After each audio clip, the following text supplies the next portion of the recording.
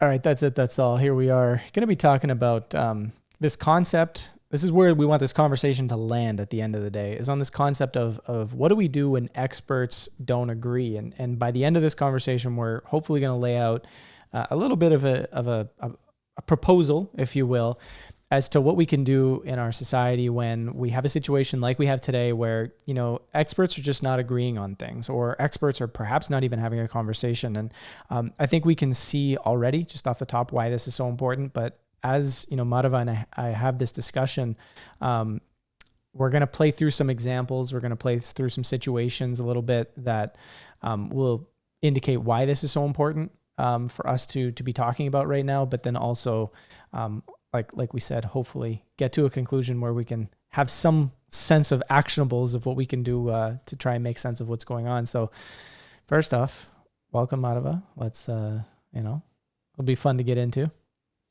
Yeah, thank you for having me, Joe. It's always great to talk to you. That's it. That's all. A lot of this, as we've spoken privately, a lot of this comes from this idea of actually situation that has been kind of in the making for a little while. And we're not here to go through all the dramatic details, but why don't we start with just like a quick little rundown of how the inspiration for this came up? Because it's a very real world situation that involves information, that involves how we communicate with one another, and involves how we make sense of things. And I'll lead you into it by saying, you had ideas that you were sharing on social media, and it began a little bit of a conversation back and forth with one of the hosts of the Conspirituality podcast. And just provide a quick rundown of kind of how the disagreement began and what it led to over the course of time in terms of a dialogue.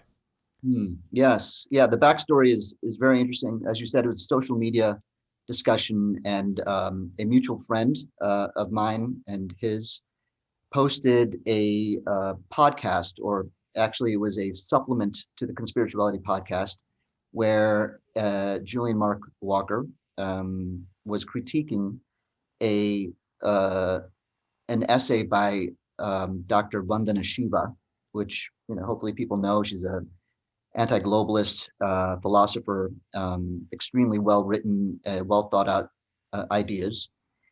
And I can understand why people would disagree with her.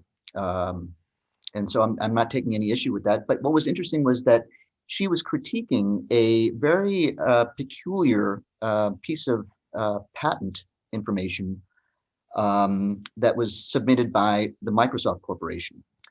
And he went through the patent and said, "Oh, this is harmless technology. It's merely it's like wearable technology." And, I looked at the patent and I came up with a very different conclusion. Not to go into the details, but there was a disagreement about it, and I voiced that on this person's thread. And I was a little bit surprised at how quickly the attack came back from him. And that's when I invited him to come and speak with you and me, right? Which he refused. So that was disappointing, honestly, because the intention here was really to get to the bottom of this and not to vilify anyone, but to clarify things. Anyway, that led to an essay that you published a few months ago called "Signal or Noise." Conspirituality podcast, more signal or more noise. Mm-hmm. And that sat there. I'm not sure how much play that got, if anyone really listened to that podcast that the essay led to or not. But not so long after that, there was another discussion with those guys on a mutual friend's Facebook thread, and we got into it a little bit more, not necessarily about this patent, but about 9/11, vaccines. And again, it was just the vitriol was kind of hard to really hang with. But there happened to be another person who was listening in. This is a very important point. When you're having a conversation or a disagreement with someone, you don't know who's listening. It's not really about making the other person fall into line. It's really about making a statement about how to behave or how to exchange information. And this person, whose name is Jay Brown, has a fairly popular podcast in the yoga world, in the yoga community. And he reached out to me and said, "Hey, listen, why don't you come onto my podcast? Let's have a conversation about it, about like what you're talking about." And we had a nice discussion about these kinds of issues. And a few weeks later, the Conspirituality podcast put out an episode. Um, I think it was called "How to Red Pill a Yoga Instructor." Right? I think that's what it was called. Very interesting title. I mean, I thought it was intriguing. And to be perfectly honest with you, it was a hit piece.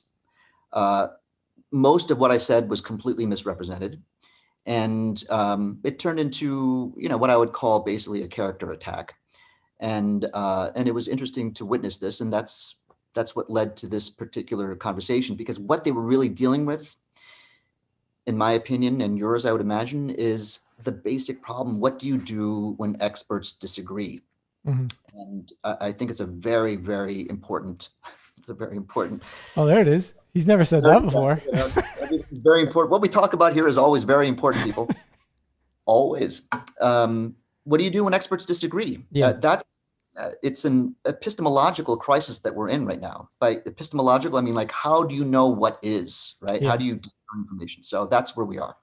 Yeah, and again, it's important because I mean, going to, for example, several of the things that they've kind of picked on you for, or picked on anybody. If you look at the history of their podcast, I mean, it sort of began as the idea of wanting to sort of debunk some of the merger of what can be considered conspiratorial ideas and what you could say are spiritual ideas or spiritual identity or whatever it might be, right? And you see this merger where, it kind of says, as you're waking up, you automatically start to see conspiracy and that these things are intertwined and that what's going on in our world is a massive evolution of ideas and it's spiritually informed, which is like, some of that actually feels very true that is going on to some extent. I mean, over the course of history, anytime we have an expansion of our awareness, we see change in society. Why they're so keen to think that that's a bad idea to begin with is very interesting to me. But in general, before we sort of continue, I just wanted to hear, even just from you, like, what are your thoughts of the premise of that idea? Whether it's from their podcast or not, I know this conversation is being spoken about a lot, but the idea that conspiracy and spirituality to some extent are coming together. What are your feelings on that? I think it's a very, it's an astute observation, and why that is really the basis of a long series of podcasts that these folks have been putting together. I don't necessarily believe that being spiritual will lead you down to a path of conspiratorial thinking Mm-hmm. necessarily. I do think that it can lead to some openings, because spirituality is based on things that are beyond the material very often, and it challenges the basic sort of paradigm of science, which is very it's based in materialism. So just having the flexibility around the flexibility around granting scientists the final say on what is usually a pointer towards acknowledging the fact that there may be conspiracies around us. Mm-hmm. So I can see where that would where there'd be the conjoining, as you said. On the other hand, let's say that we were in a society that was like focused on a way of moving through the world, and at some point there's going to be a shift, like, oh my gosh, we've been doing the wrong thing, we should be going over here. What's really interesting is, like, how do you think that is going to show up in the preliminary stages? Yeah. Right? Would it be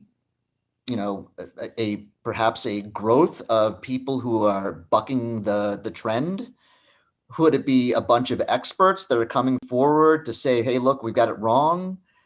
Right? So logically speaking, that's how it would start. Right? It's not, especially every major conspiracy, has the mainstream media as one of the culprits. Hmm. So it's not going to be announced that we're on the wrong track in mainstream media. It's going to come from someplace else, Yeah. right? So are we seeing alternative media pushing conspiratorial narratives? It's hard to Where ignore the else is it going fact to that, come from? right, it's gonna come from, places like collective evolution, Yeah. right? Yeah. Conspiracy theory stuff and alt right, media corporations like collective evolution. Anyway, so I, my point here is that like all the signs that you would expect to happen are happening. Yes. So it's hard to deny that there may be some truth to the fact that, well, there may be some conspiracies out there. 100%. And I think this is where the conversation becomes very complicated. And, we talk about this even from a business standpoint. It's like, well, we sometimes feel like we as a company are getting thrown in the mix and treated with the same brush as the people that, or the brands that might be talking about conspiratorial ideas with absolutely no evidence, with no sources, with completely outrageous ideas, like just stuff that's so far to an extreme. It's like there's no distinction between all that from the mainstream perspective. It's either you agree with us or you're over here, and that's really difficult because, as you mentioned, over the course of history, there's always the black sheep that starts the shift. Some of those shifts we experience so deeply today as so meaningful and so important to our society. Yet back then it was like super painful for those people to go through it, right? Why are we all of a sudden treating anybody who's a black sheep today as somebody that we need to shut into a hole, right? I know you had listed out, and I'm kind of going to throw, when we were exchanging our notes, you kind of listed out 4 key points for what we might do when experts don't agree. And I thought we could jump to that and kind of like explore a little bit what each one of them means and why it's important to consider. I think it's a great idea. I don't want to get lost. This is a great conversation, and we can talk about so many different aspects of this. But let's answer the question: what do we do when experts disagree? And I think we hit the first point, which is to acknowledge the fact that you cannot, if you're not an expert, you cannot be scientific. You can't. You don't know. You don't. You can't.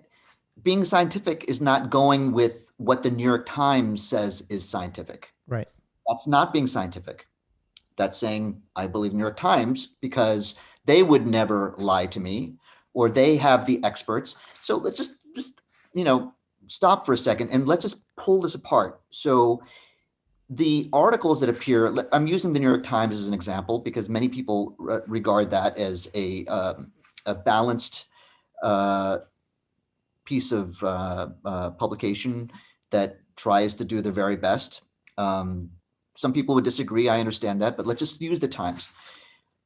Do you think, honestly, an editor or a writer or journalist that writes for the Times is able to dissect a piece of scientific literature better than the average person? Maybe a little bit better, but unless that person is an expert in the field, what do you think they do? Why do they go to that article and say that's true and look at something else and say that's not true? That expert cannot be true. How are they doing it? Yeah. They're not pulling apart the science, right? That's what the editors of the papers of the publications, scientific publications, are supposed to do. Like, this was a reasonable study, right? That's not what they're doing. They will go and say, well, that particular piece of scientific that article goes along with a narrative that is more believable. If they truly looked at it and adequately reported on it, they would report, what do you think, what are in the discussion, where's the uncertainty in the study? What are the variables that we did not control for? What else needs to be done? Yeah. How often does that appear in a summary of a scientific publication in the New York Times? It doesn't. Yeah. It's like, boom, that's the headline. CDC says that this has been proven,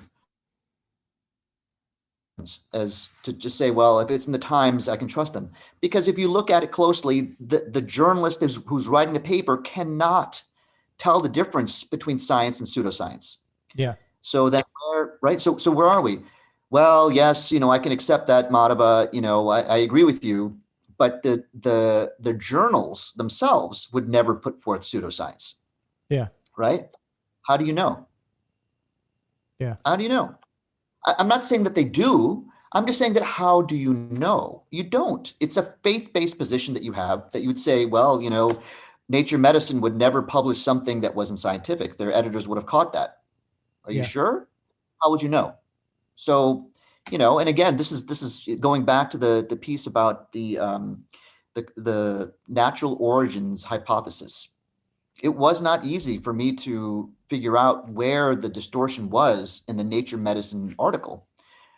You have to know a lot about virology. Do I know a lot about virology? Not now, but I know more now than I did before when I read the paper. But I have access to other scientists that know way more than I do about that, and they were saying the same things. So you can't expect the average person, or even the above average person, to be able to dissect that paper. So that's where we are. Just acknowledge the fact that you cannot be scientific unless you're a scientist that knows the material. Yeah. And I think, what somebody might say in response to that, because I think, that was well said. I've never said that before. But for people who are listening to us for the first time right now, they're like, why do they keep referring to inside jokes? But that's what we do. That's what we do. Someone might say to you, they go, well, that's what mainstream media and journalism is supposed to be about, right? It's supposed to say, well, I'm a journalist, I don't know, so I seek it to an expert, right? I go to that virologist, maybe locally, maybe I reach out via email before I publish my paper, and I get a statement like, hey, can you help me, make sense of this, whatever. And this leads to an interesting little piece to the puzzle that we've alluded to earlier in the conversation that's occurring right now, that I think people are not quite appreciating to the depths that we really should appreciate them, because it's a second layer thought, right? And that thought is that person who gets reached out to, that virologist who gets reached out to, sees the culture that exists today that says if you say the wrong thing, you get destroyed. You lose your job. You lose your funding. You lose your reputation. You lose your whatever, credibility, whatever it might be. And so, the tricky thing is, have we actually created an environment in the way that we're culturally going about with disagreement? Have we created an environment that is actually pushing scientists or pushing experts to a point where now they're like, no, I don't know if it's worth, the food on my table to give a statement? And how impactful is that on allowing the cream to rise to the top? Is that the right statement? The cream to rise to the top, or like how impactful is that? I mean, I don't consume dairy, so I don't know if that's the right statement, but it's impactful, right? Because now you might have only the thinkers that agree with the narrative that, yeah, sure, I'll give a statement with that. But the ones that have been thinking outside the box, the ones that have been doing what you're doing and collaborating with other scientists saying, hey, what do we think? Is there a shifting narrative here? Is there a shifting understanding here? They're all too afraid to say anything. It's an enormous risk you take to buck the trend. And this is, again, this is another sort of faith-based position that people have, is that scientists would never be unscientific. They're scientists. Right. We're human beings, that have kids, and it's not so hard, honestly, to manipulate a scientist. Mm-hmm. It isn't, if you're paying their paycheck. Yeah. And it's not, about like, I want you to go out and lie and say something unscientific. It's, look, you're a scientist, you make, a good salary, and I'm paying you for it. I don't want you to work on this problem. I want you to go work on that problem. Like, forget about that stuff. Go do that stuff. Yeah. There you go. Like that, the stuff that we're talking about may not be explored by these scientific institutions that are well funded by, for-profit driven companies. Yeah. there's a bias in science. That kind of leads to the second point that you had in your what do we do when experts don't agree, which is to say we have to educate ourselves on the topic to the best of our ability. Um, can we really rely on the average person to do that? Or, how do we get the expert, involved? Like, what do we do here? Mm. The Look, you have to educate yourself, and you don't have to become an expert, but make the effort. Yeah. You know, you'll be able to distinguish or discern more subtlety in what's really happening the more you know. And how do you educate yourself? Well, go look at what both people are saying. Like, where do they disagree exactly? Rather Mhm. than just saying they disagree with each other. What am I going to do? What are they disagreeing about exactly? Yeah. That's something that, you don't have to become a molecular biologist to understand, but say, oh, this is, just look a little bit deeper into it. Like, where is the disagreement happening?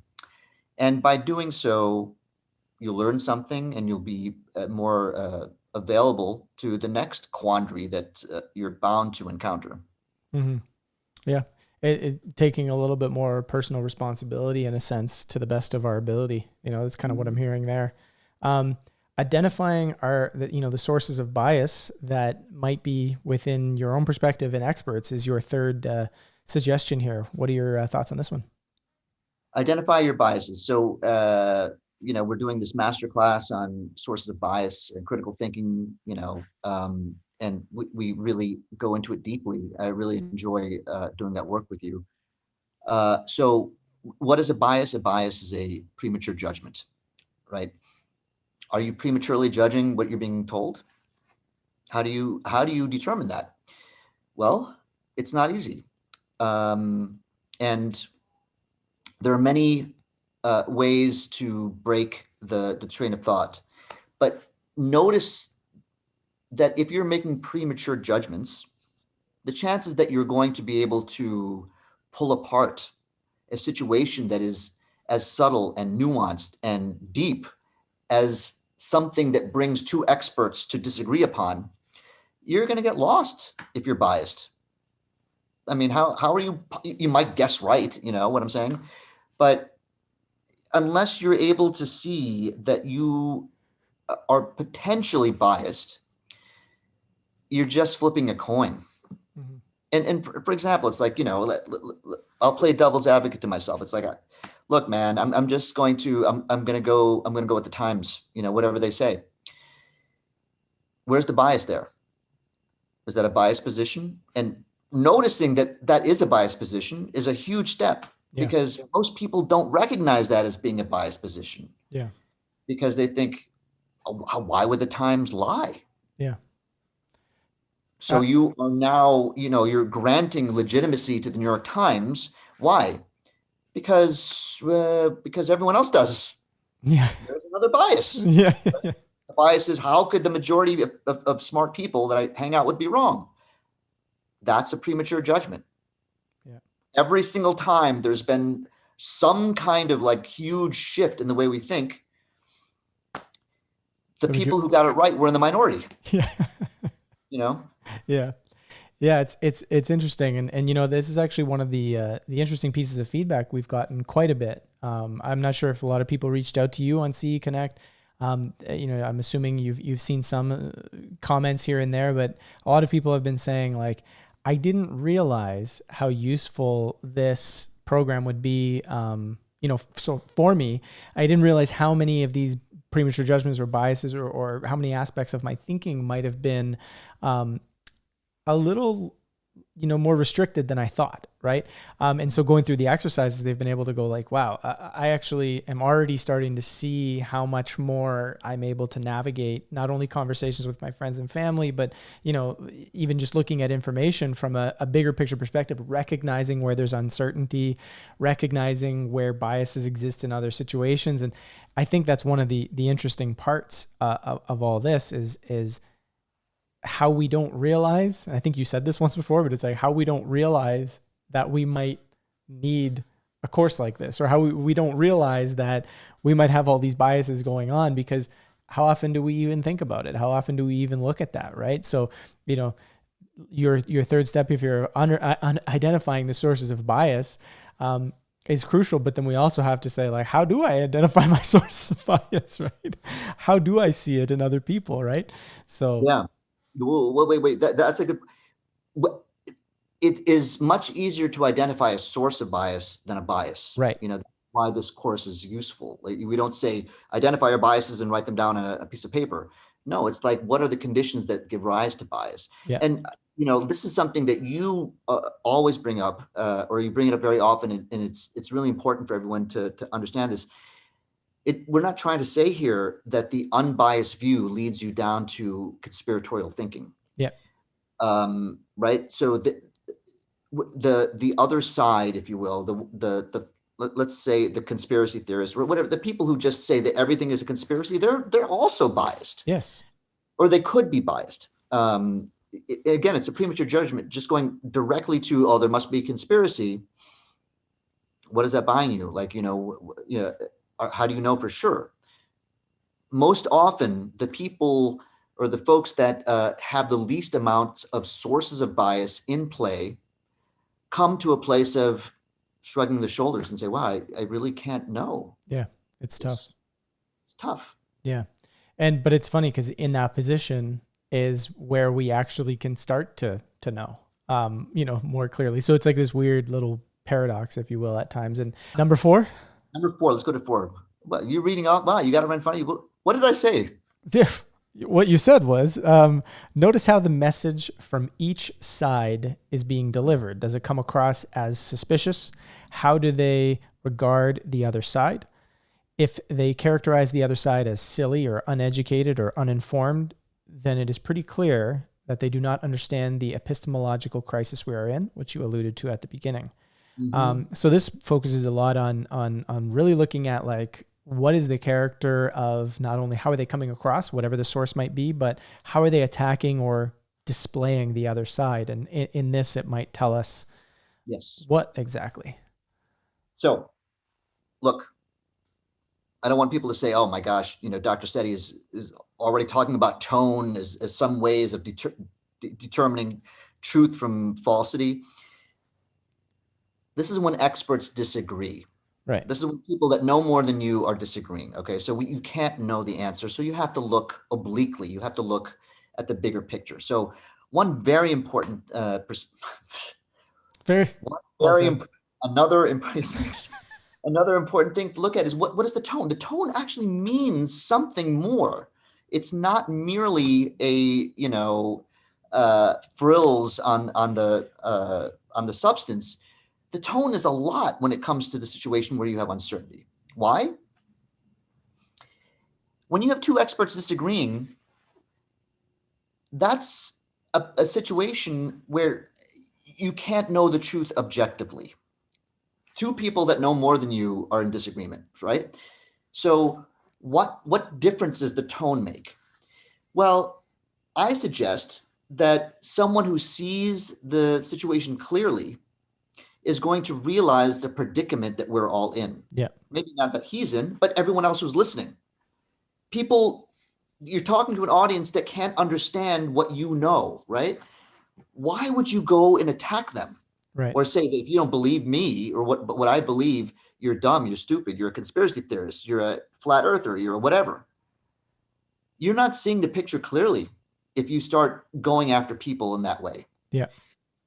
Do you understand what I'm saying? So, like, if you are, let's say there's expert A and B, and there's someone like me that knows something, but I'm not an expert, and I come at it and say, look, I get it. It's not easy to know which one to believe, and this is why I believe person A and not B. I'm not saying that I know, but I'm going with A, as opposed to, oh my gosh, anyone who believes A must be an idiot. You're told, like, I know how people like you are. You're trying to, like, you blame them for the problems that the world is in because they believe the wrong thing.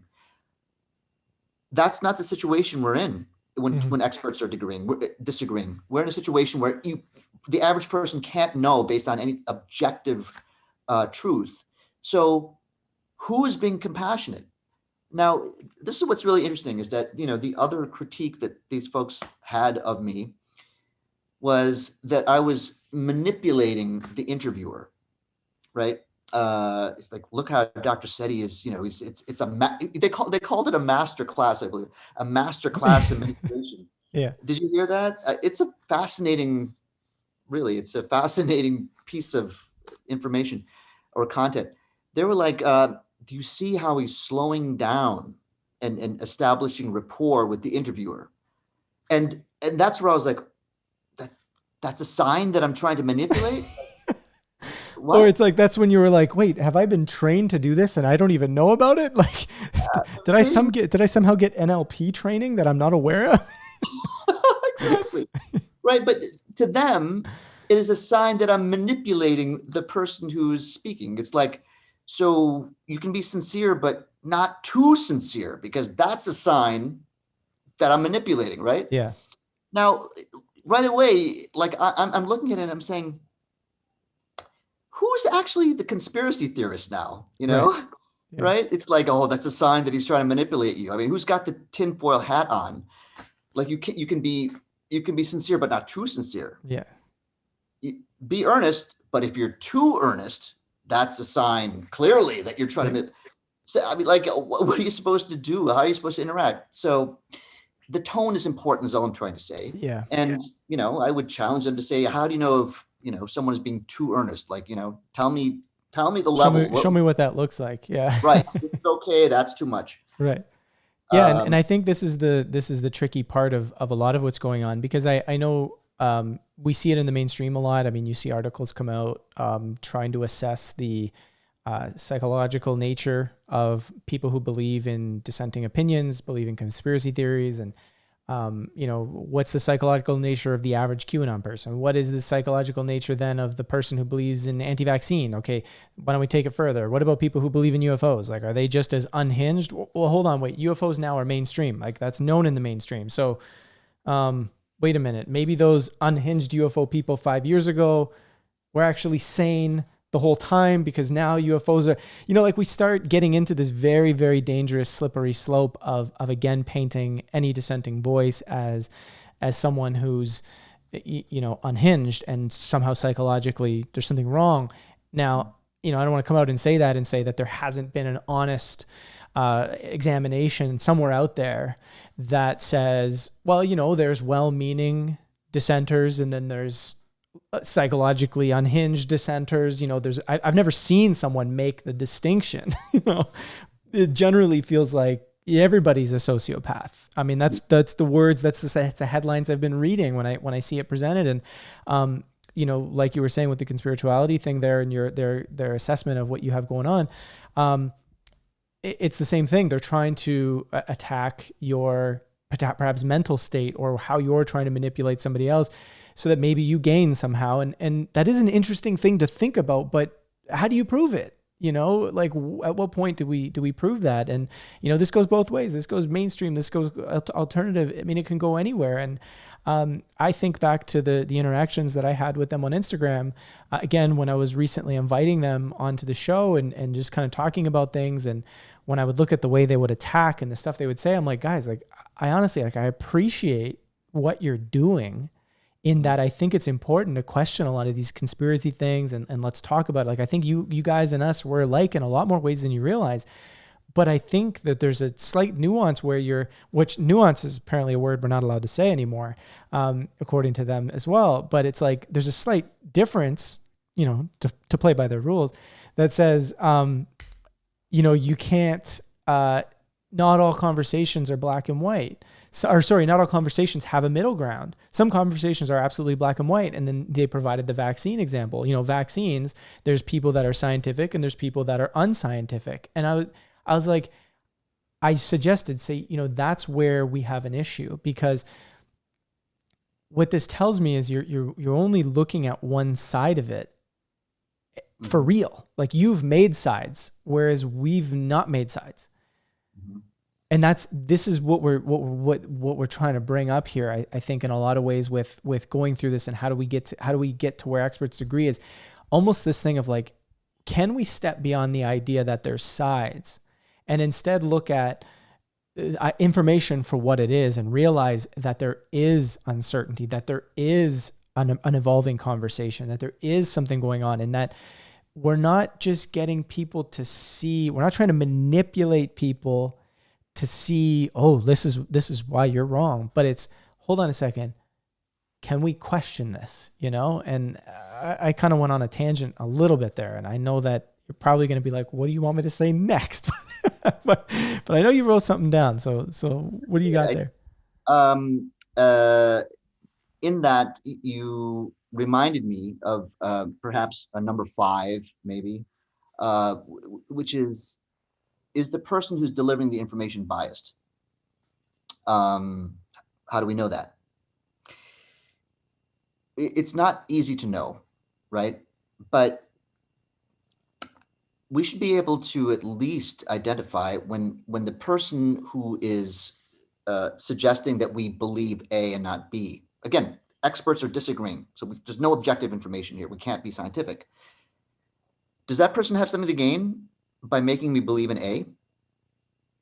That's a hard question to answer, right? Mm-hmm. And or does scientist A have something to gain? And this is, again, these are clues. They're not like, follow my instructions and you'll get to the answer. However, in most situations, people who are experts or considered experts, when they are raising a dissenting opinion to the ascendant opinion, they're risking a great deal. Is someone paying them off?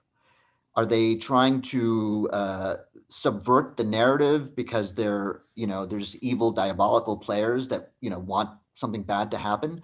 It's possible, absolutely, but more often than not, they feel compelled to speak out because they see something wrong. That's not a 100% test, like always believe the dissenting opinion. No, I'm just saying that there's something to be lost for them as opposed to something to be gained. Do you really believe that people who suggest that 9/11 was an inside job, do you think that they're getting $100,000 a year for saying that? Is someone paying them? Of course not. The people who are getting paid are the ones that are trying to shut that person up. Right. Let's face it. I'm not saying that that's making them wrong. I'm just saying that that's how it's set up. Right. So that's another thing to consider. Again, please don't think that I'm saying that all conspiracy, scientists are right. I'm not saying that. I'm just saying, look at the bigger picture. That's all. Yeah. And I mean, you said something very important there too, because, oftentimes we do hear, I mean, I see it all the time in comments on some of my content on Instagram where people are like, well, yeah, I mean, if the mainstream media covered, then it has to be false. Or if YouTube banned it, then it must be true. And I say to them, I'm like, no, like sometimes YouTube's ban stuff that absolutely is false. I'm not saying I agree with them banning stuff. I'm saying it's false. Like sometimes things are false, right? And we can't just take this hard, fast approach. And, on the flip side, I was doing a little bit of research recently on Dr. Zach Bush, and I came to what I guess was a website trying to present itself as like almost a scientific analysis of various voices out there. And, they picked up Dr. Bush and they tried to say how he was so wrong without really proving why he was wrong. And then said, and I mean, he's appeared on London. This was kind of the quote. He appeared on the London Real interview. And during that interview, they had advertisements for the film Plandemic, which has been widely debunked, which further proves that Zach Bush is not a reliable source. And I was just thinking to myself, like, you're coming off as like this scientific, unbiased, journalistic website. And like nothing you said it's all character attack. It's all guilty by association. It's all, and I think why we're having this conversation, I think why we're both so passionate about what we're doing is we're really trying to bring, hey guys, we wish we didn't have to do this, but we need to start making much clearer distinctions in what's happening in our general culture of conversation, because we're very much losing our ability to question things to either question nothing or everything's a question, but the answer is certain, and that certain answer is conspiracy, right? There's got to be something that's a little bit, different from those two, right? And I think that's what we're trying to present, perhaps. I want to point something out there. Something that you had said about censorship was interesting because it reminded me of something that those guys said about collective evolution. Mm-hmm. I don't know if you heard the whole thing, but they said something like, so I jumped onto Joe Martino's sites, Collective Evolution. They've got, a massive following.